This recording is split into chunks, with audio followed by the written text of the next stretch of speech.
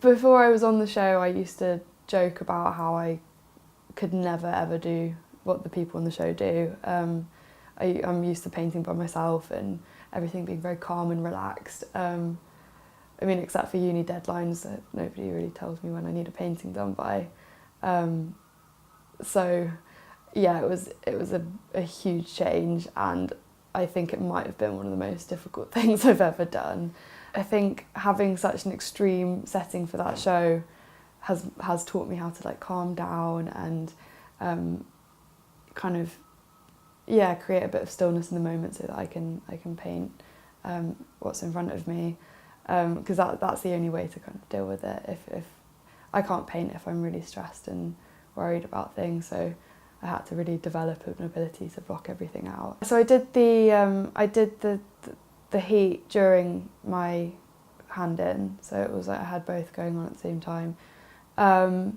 It was really stressful, and I don't think I've ever been more tired in my life, but it was also really good because I think I had the support of my tutors, and especially the head of the course was telling me a lot to push myself and think about what I'm doing and take myself seriously. And he told me to make a catalogue of work for the show, for the degree show, of my work and talk about why I do what I do. So as soon as I finished uni, I didn't stop. I didn't have a holiday or anything. I went and worked at an art advisory company, learnt how the art market worked, found somewhere in London where I could settle my practice down. And I think doing the show actually helped a lot because I had the confidence with sitters at this point, and I just developed quite a few contacts through the show. But I started off, once I found my studio, by inviting any sitter I could find. I think I did quite a few social media posts saying, anybody who wants to sit for me, I can't pay you, but I can give you the piece that I do of you. And from that just developed more and more work, painted more and more people, and kind of created my own portrait practice. The advice that I would give to people that are starting out is to take yourself seriously, and that's what Roderick Mills told me, and he basically told me to back myself, because if I don't back myself, then how can other people? And have confidence.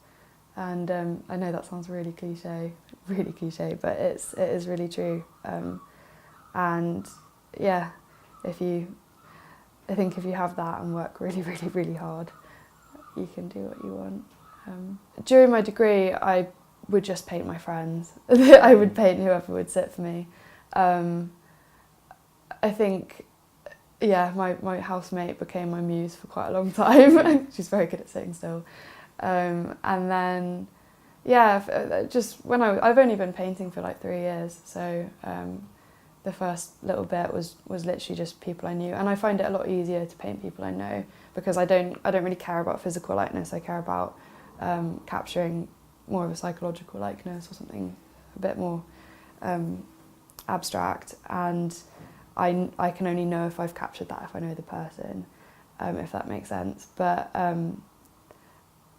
it would be too much of a luxury to just be able to paint whoever I wanted all the time. I need the commission-based stuff as well, and it brings a different side to portraiture to have people approach me and say I would like this, and it means that I meet new people, and so my whole practice is around an interest in humans and human psychology. That's what drives me, and that's the thing that I'm learning that I love the most about what I do, is that from having people ask to have their portrait done, I'm meeting all these people and learning all this stuff about these individuals and stuff. I have tried all different things. I used to be very conceptual, which is great, and is the foundation for what I do now. And then I moved on to illustration, and it was quite rigid illustration for a bit. I did children's books and stuff. But when I started the course here, I really wanted to push illustration as far as I could push it.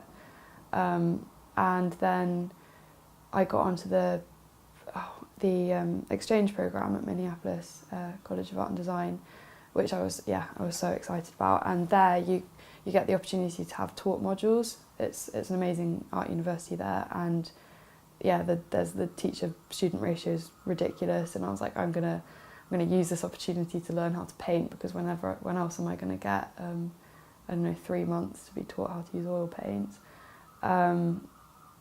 And the teacher there actually was really reluctant to have me on his course, because he was like, you haven't done any of the prerequisites and stuff. And I had to push him so hard, being like, no, I'm coming to your class, I want to do this. And yeah, I was in America, I didn't have any materials, so I bought like basic oil paints, tiny little tubes, and pre-made canvases that were as cheap as I could find, and said that I would paint myself because I didn't have anything else to paint and it was readily available. And also at the time I was very interested in kind of learning a little bit more about myself on a psychological level, so I was like, okay, sure, whatever, this is a project.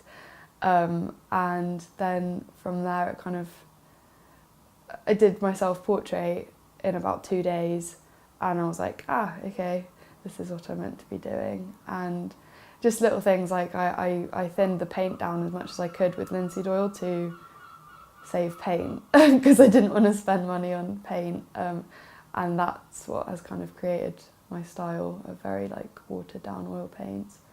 And yeah, and the teacher there was incredible. He's a man called John Gaunt. He took me seriously again and treated me like an artist and talked to me about my practice in a very like serious way. And yeah, and I decided I wanted to take that back with me.